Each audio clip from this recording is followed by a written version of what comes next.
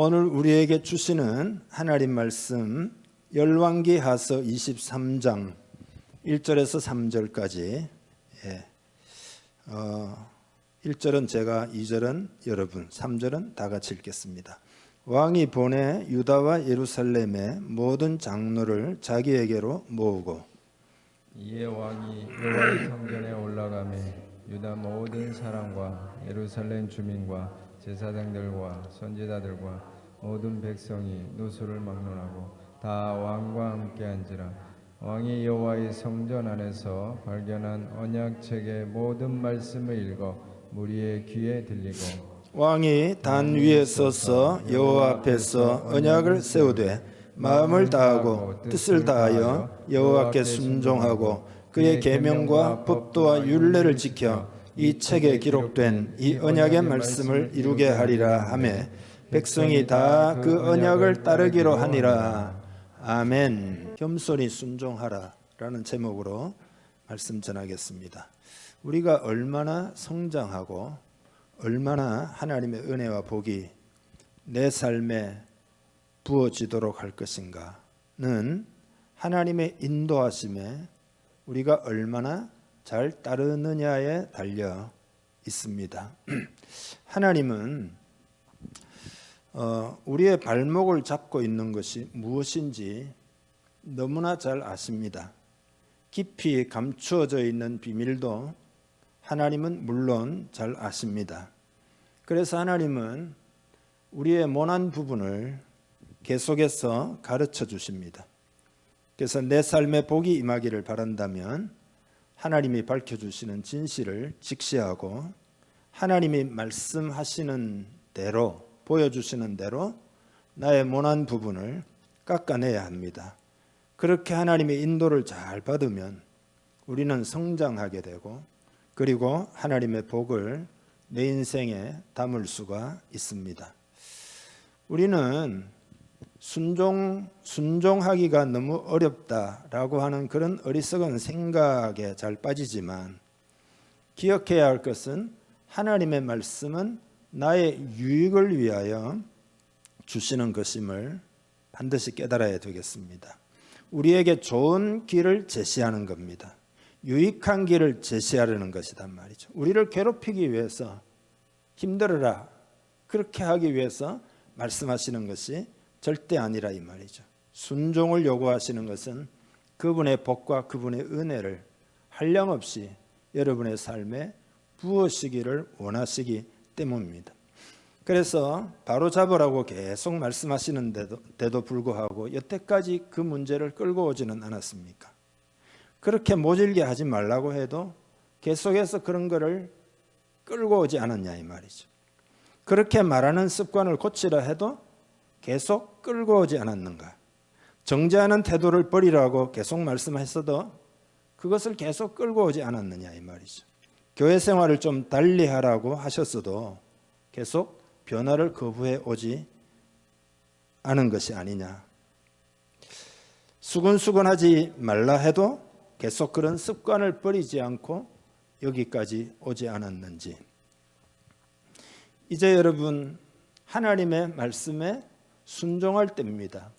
올해는 성취의 때가 되어야 된다라고 하는 것을 우리 송구영신 예배 때 말씀을 드렸습니다. 지금은 순종하고 복을 받아야 될 때입니다. 우리가 순종할 때 하나님의 복이 따릅니다. 왜 그럴까요? 순종이라는 것은 성장의 씨앗을 뿌리는 것과 같습니다. 성장의 씨앗을 내 마음에 심는 것과 같습니다. 그리고 우리는 심은 대로 거두게 됩니다. 그러니까 내 인생에 대해서 원망할 것도 없습니다. 왜냐하면 내가 심은 것을 수확하기 때문입니다. 그렇지만 오늘부터 순종하기로 결단하고 시작하면 그 순종은 나를 성장시키고 나를 변화시켜서 이제 하나님의 복을 담을 수 있게 되는 거죠. 그런 의미에서 올 한 해 동안 우리 잘 심기를 원합니다.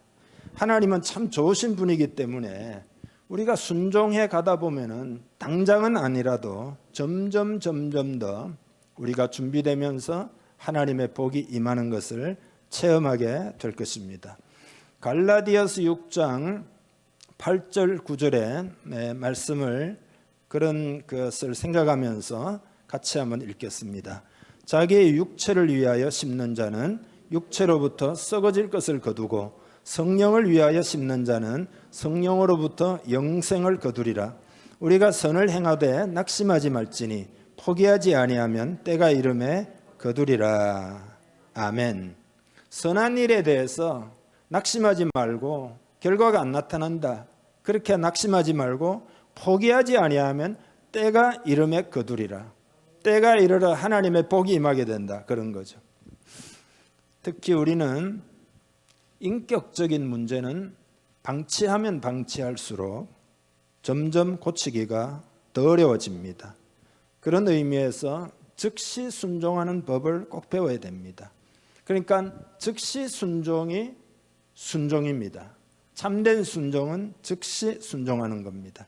올해 여러분 다시 말씀드리지만 순종의 해로 삼을 수 있기를 바랍니다. 이 행동은 그 행동은 옳지 않아 경고음이 울리는 즉시 멈춰야 됩니다. 마음이 내가 뭔가 불편할 때는 하나님이 지금 뭔가를 말씀하고 있다는 것을 깨닫고 주의 음성에 귀를 기울여야 합니다.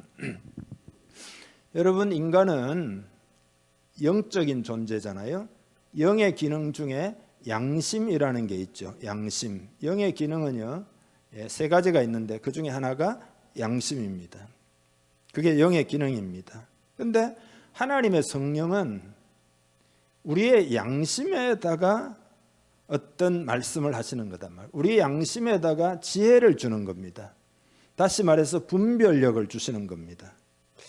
그리고 우리의 양심은 의지, 지정의 중에 의지와 연결이 되어 있습니다. 그러니까 우리의 의지가 양심의 소리를 듣고 따를 때, 즉 순종할 때 우리는 좋은 선택을 할 수 있게 됩니다. 그러니까 하나님은 내가 꼭 선택해야 됩니다. 하나님은 내가 옳은 일을 하도록 강요하지 않으십니다. 좋은 선택을 내리도록 억지로 하지 않습니다. 나지막한 주님의 음성에 순종할지 귀를 기울일지 아닐지 그거는 우리 각자가 선택해야 되는 선택의 문제입니다. 그러니까 자기 일에 너무 바빠가지고 하나님의 음성을 놓치게 되면 우리는 하나님의 인도를 받지 못하게 되고 복은 기대하지도 말아야 합니다. 그래서 순종의 도를 꼭 배워야 됩니다. 드와이트 무디는 미국 역사상 가장 위대한 복음 전도자입니다. 그의 교인 중 하나가 큰 양조장을 지어놓고 개업을 하기 전에 담임 목사인 무디를 청해가지고 예배를 드리게 되었는데 무디가 메시지를 다 전하고 축복의 기도 시간에 양조장 문이 개업 예배인데 양조장 문이 열리지 않기를 기도했습니다. 주인의 마음을 하나님이 감동시켜 달라고 기도하는 겁니다. 우리는 선교사들에 의해서 술 마시면 안 된다. 이게 옛날 우리 한국 초대교회는 늘 들었지만 미국은 또 좀 상황이 틀리잖아요. 이 양조장이 막 사업도 하고 막 많이 유행이 돼가지고 그렇게 했나 봅니다.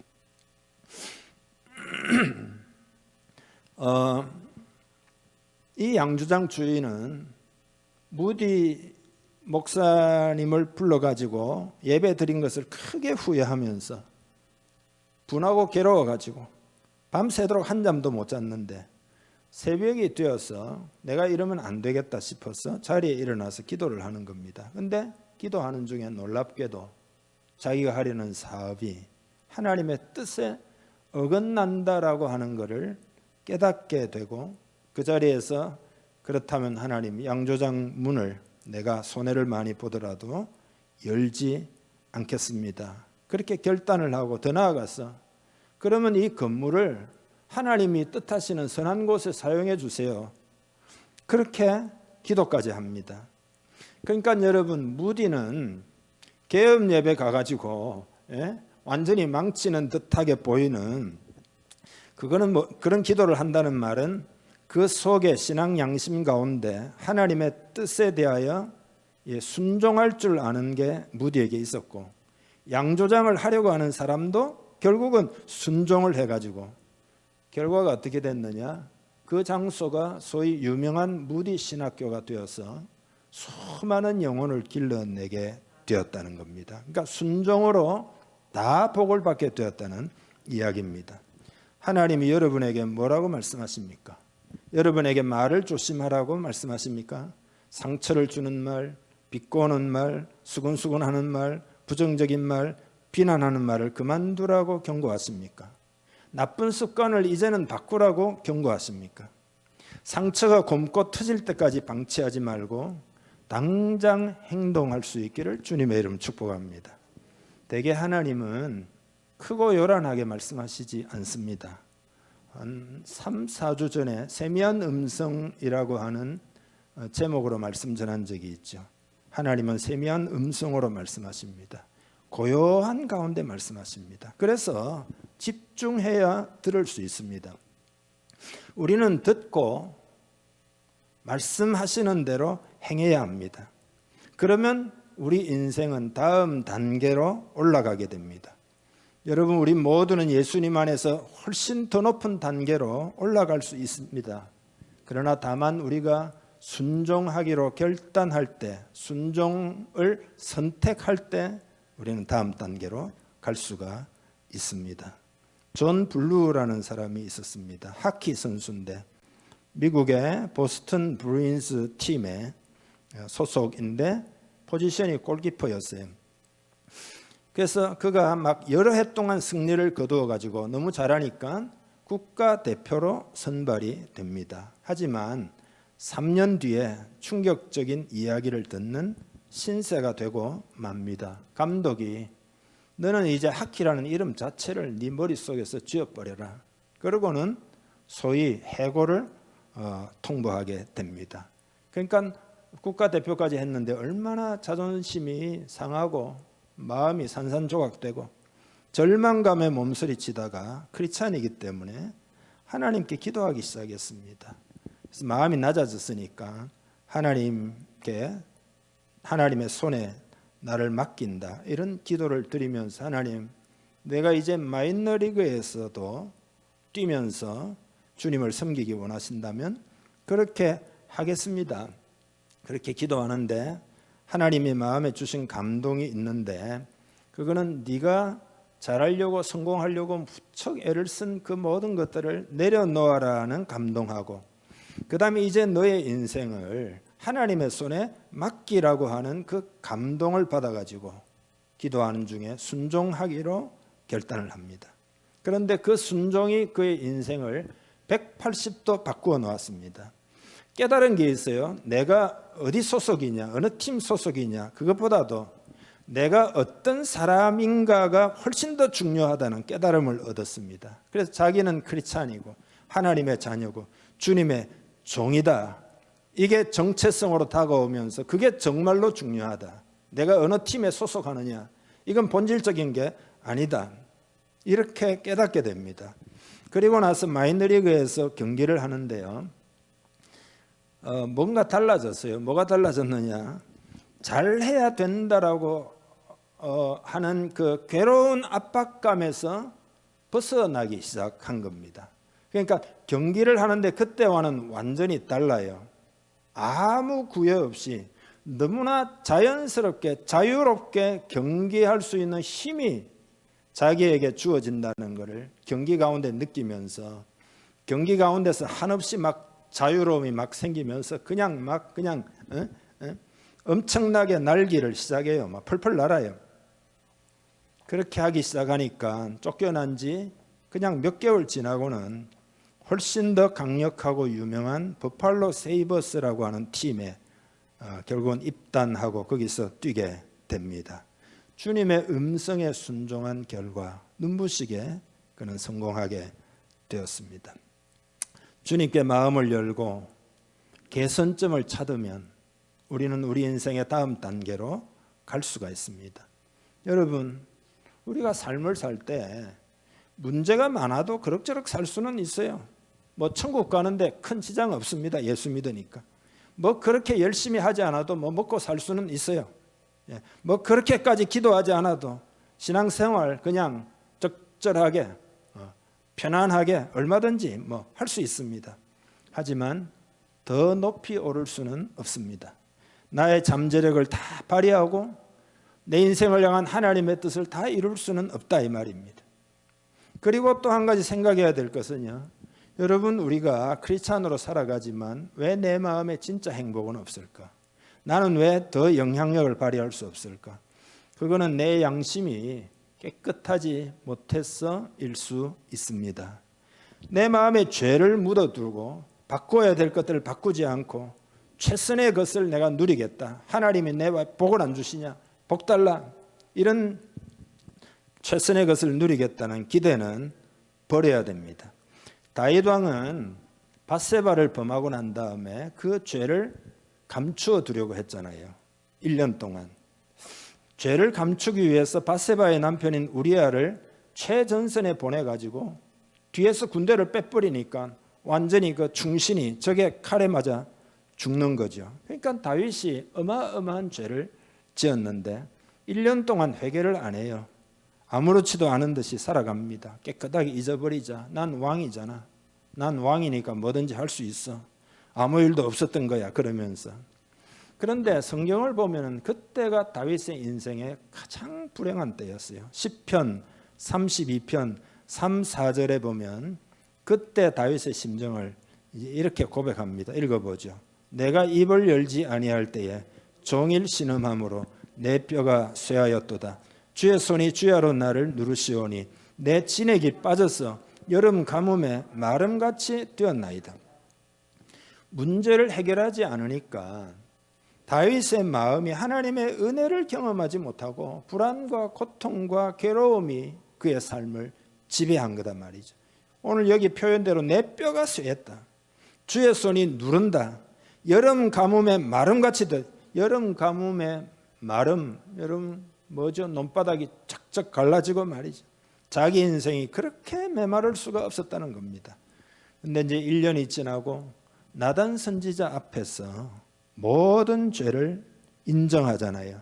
그리고 3일 밤낮을 침상을 눈물로 적시면서 회개기도할 때 그러고는 하나님의 용서의 은혜를 체험했고 하나님이 다시 다윗에게 구원의 기쁨을 회복시켜 주었고 다시 승리하게 하셨고 다시 위대한 성공을 하도록 인도해 주셨습니다. 여러분 만약 다윗이 자기 문제를 해결하지 않았다면 나는 왕인데 뭐 이러면서 해결하지 않았다면 평생 패배감, 실패감, 수치감, 죄책감으로 시간을 보냈겠죠. 우리가 그렇게 명예롭게 생각하는 다윗의 이름을 오늘 우리는 기억하지 않을 겁니다. 우리가 좋지 않은 길로 들었으면 우리 양심에서 경고음이 울려요. 하나님의 음성입니다. 사탄도 그때 말을 해요. 뭐 다 그렇게 사는데 뭐 어때? 응? 그렇게 살면서도 다 주변에 봐봐. 돈도 잘 벌고 뭐 교회 봉사도 뭐 잘하고 인정도 어느 정도 받으면서 잘 살고 있잖아. 적당히 해. 사탄의 음성도 들리는 거죠. 하지만 여러분 우리는 하나님의 은혜를 입은 자녀로서 양심이 가리키는 방향으로 가야 합니다. 양심을 따라가면 일시적으로는 잃어버리는 것도 많이 있지만 그러나 여러분 오늘 주님의 이름으로 여러분께 말씀드리는데 그렇게 살아서 순종해서 손해보는 경우는 결단코 없습니다. 그것이 하나님의 말씀이고 하나님의 진리고 하나님의 약속입니다. 그리고 또 중요한 것은 하나님은 우리 보고 순종하라 할 때 무조건 해 이렇게 하지를 않습니다. 할 수 있는 능력까지 주시는 줄 믿습니다. 내가 양심의 소리에 순종하면 사도행전에 이런 말씀이 있어요. 순종하는 자에게 주시는 성령 기억나시죠? 사도행전 5장 맨 뒤에 보면 그랬잖아요. 성령을 부어주신다. 용서하라 하시는데 도저히 못하겠다. 내가 얼마나 피해를 받았는지 얼마나 저 사람이 잘못했는데 나는 용서 못해. 이렇게 못한다 생각이 들지만 믿음의 발걸음을 한 발 이렇게 내디디면 그 다음에는 하나님의 사랑의 권능을 우리에게 부으셨어. 초자연적인 힘을 부으셨어. 성령을 부으셔서 우리가 할 수 있도록 역사하시는 것입니다. 네덜란드의 코리텐범 여사라는 분이 있잖아요. 이분이 2차 대전 독일의 나치 수용소에서 말할 수 없는 핍박과 학대를 받았고 자기 언니는 그 고문에 의해서 수용소에서 죽었잖아요. 전쟁이 끝났을 때 코리 여사는 독일 사람들이 얼마나 미웠는지 모릅니다. 히틀러나 그의 잔당들이나 자기를 고문하는 그 대상들이 이렇게 계속 뇌리 속에 있으면서 얼마나 정오하고 얼마나 미웠는지. 그럼에도 불구하고 수용소 안에서 하나님의 은혜를 코리텐범은 많이 경험했거든요. 그래서 하나님이 그녀의 마음속에 주님의 사랑을 증거하라고 하는 그런 명령을 주셨는데, 그래서 코리텐범이 순종해가지고 독일 마을들을 찾아다니면서 사랑의 복음을 계속 전합니다.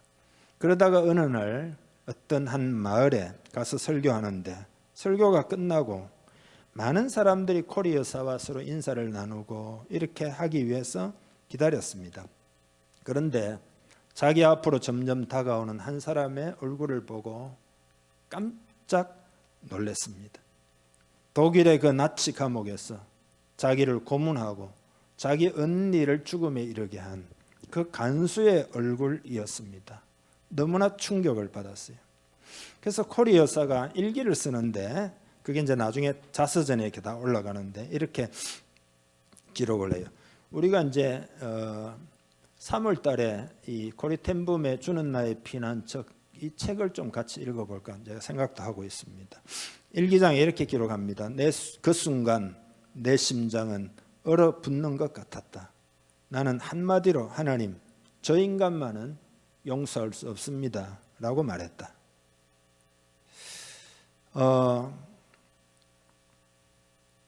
근데 그 사람은 이제 슬로우 비디오 보듯이 점점점 자기에게 다가오는 거죠. 그때 하나님이 코리 여사의 마음속에 이렇게 말씀하셨어요. 코리야, 용서하거라. 그러니까 자기 속에서 하나님, 저 인간만은 용서할 수 없어요. 그러니까 또 성령의 음성이 들려요. 용서하라. 나는 못해요. 내적인 싸움을 하고 있는 동안에 그 원수가 자기 눈앞까지 왔습니다. 그 순간 마음에 하나님 말씀은 이렇게 임하는데요. 번개처럼 자기 생각을 확 스쳐 지나가는데 분명히 하나님의 음성이었어요. 이런 내용입니다. 나는 네가 저 사람을 용서할 수 있느냐 없느냐를 묻고 있는 것이 아니다. 용서하겠느냐 안 하겠느냐를 묻고 있는 것이다. 용서하라는 것은 나의 명령인데 내 명령 앞에 네가 순종을 하겠느냐 안 하겠느냐. 마음에 확 번개처럼 지나가요. 그래서 코리 여사가 그날 일을 자기 일기장에다가 이렇게 기록합니다. 나는 그때 그 사람을 용서하고 싶은 마음이 조금도 없었지만 용서해야 한다는 주님의 명령이 내 마음속에 강하게 왔고, 그래서 하나님 명령이라면 할 수 없지요. 그러면 뭐 용서해야지요 라고 생각했다. 그래서 나는 용서하고자 하는 마음과 느낌이 없이 다만 하나님의 명령에 순종하기 위하여 손을 내밀었다. 그 다음이 중요해요. 그런데 이상한 일은 내가 하나님의 명령에 순종하여 손을 내밀어 그를 안는 순간 주님께서 내 마음속에 그를 진심으로 용서할 수 있는 마음을 부어주셨다. 이렇게 표현해요. 성령의 강한 권능이 임해가지고 사랑의 권능이 임해가지고 그 마음이 부어져가지고,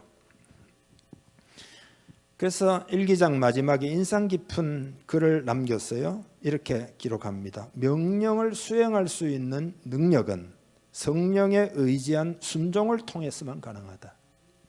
여러분에게 양심의 소리를 여러분이 순종할 때 그때만이 하나님의 권능이 여러분에게 임한다. 그런 이야기입니다. 여러분, 우리 인생이 얼마나 높이 올라갈 수 있는가 하는 것은 오직 순종에 달려 있습니다. 고리텐붐이 순종하고 그는 더 놀랍게 쓰임을 받다가 아마 이분이 1980년대에 이제 돌아가셨을 텐데 여러분 이렇게 찾아보면은 그분 인터뷰 이렇게 영상도 있어요. 양심은 내면의 경보 장치입니다. 영의 기능 중에 양심에다가 성령님이 임하시는 겁니다. 그러면 우리가 하나님과 일치가 되잖아요. 그러면 그 양심이 나를 찔러서 나를 인도하십니다. 그러니까 양심은 방향을 잡아주는 최고의 친구입니다. 예를 들어서 여러분이 슬슬 열을 받아가지고 나한테 나쁜 짓을 한 그걸 내가 되돌려주고 싶어요. 이런 생각이 들잖아요. 그렇지만 한쪽의 양심이 올바르다면 그렇게 하지 말라. 평화를 깨트리지 마라. 이렇게 말을 해요. 이게 하나님의 메시지예요. 순종하면 평화가 임합니다. 그러나 불순종하면 관계가 깨어지고 그 관계를 회복하는 데는 많은 대가를 치러야 됩니다. 고리텐붐처럼 민감한 양심이 되려면 우리는 성령님이 우리에게 주시는 진리를 자꾸 마음에다가 받아야 됩니다. 진리를 소유하고 있어야 됩니다. 그러면은 민감한 양심을 기를 수가 있습니다. 그렇게 훈련이 되면 나중에는 양심이 그만두라고 하면 그만두고 하라고 그러면 하고 후회할 일을 만들지 않을 수 있고 축복을 만들어갈 수가 있게 됩니다. 그래서 다시 말씀드리지만 어리석은 결정을 내리려고 하면 하나님은 반드시 우리를 사랑하기 때문에 내면에다가 경고음을 울리십니다. 그래서 우리가 귀를 기울이고 순종하면 하나님이 우리를 안전한 길로 이끄십니다. 그러나 내가 그 소리를 무시하면 어떻게 되느냐? 양심의 소리는 점점 기어 들어가고 작아지고 나중에는 아예 양심의 소리가 하나도 안 들리는 지경이 되어버리고 맙니다. 그래서 결국 내 옛습관을 고치지 않으면은 그렇게 경고음이 자꾸 줄어들다가 나중에는 양심이 그걸 뭐라고 그러죠? 마비가 되는 거죠. 완전히. 그러면 어떻게 되느냐? 내 안에 문제는 깊이 눌러놓고 사탄은 여러분을 그걸 통해서 강력하게 속박하는 것이단 말이죠. 그러나 반대로 자꾸 순종하면 순종할수록 순종은 쉬워집니다. 그러니까 우리가 순종하고 싶어도 순종이 안 돼요. 이게 우리의 질문이잖아요. 그러나 그거는 작은 것부터 순종하면 자꾸 순종이 쉬워져요. 순종이 순종을 낳습니다. 그러니까 우리의 양심은 매일 민감해지거나 매일 무뎌지거나 두 가지 중에 하나로 자꾸 가게 됩니다. 그래서 자꾸 순종하면 우리는 빛으로 나아가게 되고 마음도 점점 부드러워지고 하나님의 말씀도 더 잘 들리게 되고 그리고는 결국은 순종하는 사람이 됩니다. 그래서 하나님의 은혜와 복을 누릴 수 있게 되는 것입니다. 여러분, 우리 모두는 완벽하지 않고 실수를 잘 저지릅니다. 문제는 실수가 아니에요. 실수한 다음입니다. 하나님, 내가 너무 고집을 피웠네요. 죄송합니다. 이제는 달라질게요. 도와주세요. 하나님, 내가 너무 처신을 잘못했어요. 다음부터는 그러지 않겠습니다. 하나님이 도와주세요. 이렇게 하면 우리의 양심은 부드러워져서 하나님이 조그만한 경고만 울려도 잘 알게 되고 깨닫게 되고 그래서 순종하면 순종이 더 쉬워지고 그래서 소위 말해서 순종의 사람이 되는 거죠. 순종의 사람이 되는 그게 순종이에요. 하라 율법적으로 그걸 하기 싫은데 하는 게 아니라 내 마음 속에서 양심이 하나님과 일치가 되기 때문에 자연스럽게 이렇게 순종의 사람이 된다. 올 한 해 동안 이런 사람이 되는 목표를 여러분이 가지기를 주님의 이름으로 축복합니다. 그래서 여러분 복을 담으실 수 있기를 바랍니다. 신앙 양심을 따라 살아가면 우리는 성장하게 되고 성장하게 되면 그게 그릇이 넓어지는 거고 하나님의 은혜와 복을 우리의 그릇에다가 담아주신다 이거예요. 우리가 왜곡된 양심으로 살면 어떻게 되느냐? 일단 기도가 확신 있게 안 나옵니다. 마음이 찜찜해가지고 소망과 기대감 가운데 기도하면 하나님 응답하신다 이런 막 즐거운 마음으로 기도가 안 돼요. 복을 기대할 수도 없게 되고 복을 기대한다고 해도 받을 복은 없을 것입니다. 그렇지만 회개하면 양심이 풀어져요. 부드러워집니다. 그러면은 우리는 승리하게 되고 악한 영도 우리의 삶에 영향력이 급격하게 줄어들고 성령님이 나를 주장하기 때문에 여러분 하나님 우리를 귀하게 쓰시고 우리는 영향력도 생기고 복된 인생이 되는 거다 말이죠. 많은 사람들이 어둡고 무거운 마음으로 살아가고 있습니다. 왜냐하면 경고음을 오랫동안 무시하고 내 속에 감추어 두었기 때문에 양심이 자꾸 굳어진 거죠. 자꾸 차가워진 거죠. 자꾸 딱딱해진 거죠. 아무도 모르겠지 하겠지만은 그러나 내 인격과 내 그릇은 자꾸 그렇게 되는 거죠. 그렇기 때문에 우리 양심에 분별력을 달라고, 그 양심에 하나님이 부으시는 것은 분별력이거든요. 다시 말해서 지혜를 부으시는 거죠. 솔로몬에게 지혜를 주어가지고 분별력이 있으니까 재판을 잘했잖아요. 그러니까 지혜를 부으시는 거죠. 그래서 그런 진리의 빛을 비추어 달라고 여러분 오늘부터 우리 기도하기를 원합니다. 우리 은혜 세미나 때 말씀드렸습니다만 이렇게 하지 말아야 됩니다. 예를 들어 행동을 내가 고쳐야지, 더 잘해야지, 더 열심히 해야지, 이제는 잘해봐야지, 더 노력해야지, 이렇게 내 행동을 개선하려고만 하는 노력은 좋은 의도를 가졌지만 그러나 효과적이지는 않습니다. 왜냐하면 문제는 내 행동에 있는 것이 아니라 내 깊은 심령에 있기 때문입니다. 그렇기 때문에 행동을 자꾸 고쳐가지고 잘하려고 애를 써도 내 속은 변화가 안 되어 있기 때문에 똑같은 문제의 굴레에서 벗어나지를 못하게 됩니다. 예를 들어 여러분 관계에 문제가 있을 때 보통은 무조건 상대방의 문제라고 단정 짓는 경향이 있어요. 이거는 우리 인생이면 누구든지 그런 경향을 가지고 있다는 걸 일단 알아야 됩니다. 그래서 남에게 화살을 돌려요. 절대 해결할 수가 없습니다. 혹은 조금 선한 의도를 가진 사람은 나도 이제 좀 잘해야지, 행동을 좀 고쳐야지 노력하는데 그렇게 할지라도 잘 안 될 겁니다. 왜냐하면 우리는 문제의 뿌리를 건드리지 않는 것이기 때문에 뿌리를 찾아야 됩니다. 그러니까 주님의 말씀은 왜 능력이 있느냐? 내 안에 뿌리 구석구석까지 진리의 빛을 비추어 가지고 내가 속고 있는 부분을 알게 만들어 줍니다. 결국 여러분 내가 변해야 다 변한다는 것을 주님의 말씀 앞에 서지 않으면 알 수 없게 됩니다. 그러나 진리 앞에 서게 되면은 결국 내가 변해야 될 부분이라는 것을 드디어 깨닫게 됩니다. 그래서 여러분 우리 안에는 깊이 감추어진 교만이 있을 수도 있고 불순종이 아주 습관이 돼서 거역하는 것이 내 안에 있을 수도 있고 치유받지 못한 부분이 내 발목을 잡고 있는 그 뿌리가 있다. 그래서 진실을 직면해야 되는데 그거는 하나님의 말씀의 능력밖에 없어요. 세상은 증상만 자꾸 다루잖아요. 이렇게 하라, 이렇게 하라, 잘해라, 뭐 이렇게. 그걸로 해결이 안 된다 이 말이죠. 하나님의 말씀밖에 답이 없습니다.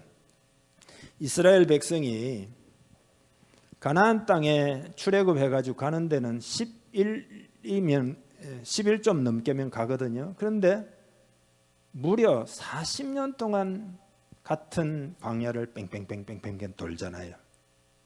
우리도 그렇게 살아왔을 수 있습니다. 어쩌면 죽을 때까지 그렇게 살 수도 있습니다.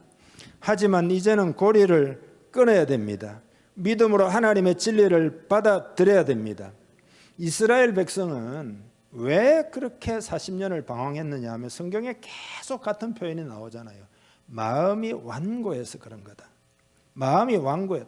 목이 뻣뻣하다 그랬잖아요. 그게 뿌리예요. 그러니까 여러분 부정적인 태도에 너무 오랫동안 빠져 있지 않았습니까? 부정적인 생각의 습관 혹은 부정적인 말의 습관에 오랫동안 빠져 있지 않았습니까? 비판적인 태도를 너무 오랫동안 끌고 오지 않았습니까? 이제는 하나님의 진리를 받아들여서 진실을 직면하고 고침을 받아야 됩니다. 그래서 여러분, 하나님 나를 고쳐주시고 나를 새롭게 하시고 내가 영적으로 진보하기를 원합니다. 다음 단계로 가기를 원합니다. 하나님의 잠재력을 다 사용해가 주신 잠재력을 다 사용해서 내가 승리하기를 원합니다. 그렇게 기도해야 됩니다. 일어나서 전진해야 될 때입니다. 근본 원인을 해결하려고 하면 마음의 문을 활짝 열어야 됩니다. 주님의 말씀의 빛으로 내 구석구석을 비추어 달라는 겸손이 필요합니다. 주님은 문 밖에 서서 문을 두드린다는 거잖아요. 뿌리를 파내려 가려면은 내가 마음의 문을 열어야 됩니다. 그리고 그 뿌리를 직시하려고 하면은 굉장히 고통스러워요. 그러나 용기가 그렇기 때문에 필요합니다. 여러분 기억해야 될 것은 고통은 잠시고 받을 축복은 영원하다는 것을 기억해야 됩니다. 오늘 변화를 시작할 수 있기를 주님의 이름 축복합니다. 다행히도 이번 주일이 우리 한국 사람 참 좋잖아요. 새로 출발할 수 있는 기회가 한 번 더 주어지는 거잖아요. 예? 설날이 2번이잖아요. 이번 주일에 여러분 그렇게 새 출발하기를 축복합니다. 요시야 왕은 성전을 수리하다가 율법책을 발견하고는 크게 당황하고 회개하게 되었습니다. 이렇게 우리가 말씀을 못 지키고 살았구나. 자기 속에 내면에 하나님의 율법의 말씀을 비추니까 어떻게 살아왔는지를 보게 됐고 그 진실을 직면하게 되었어요.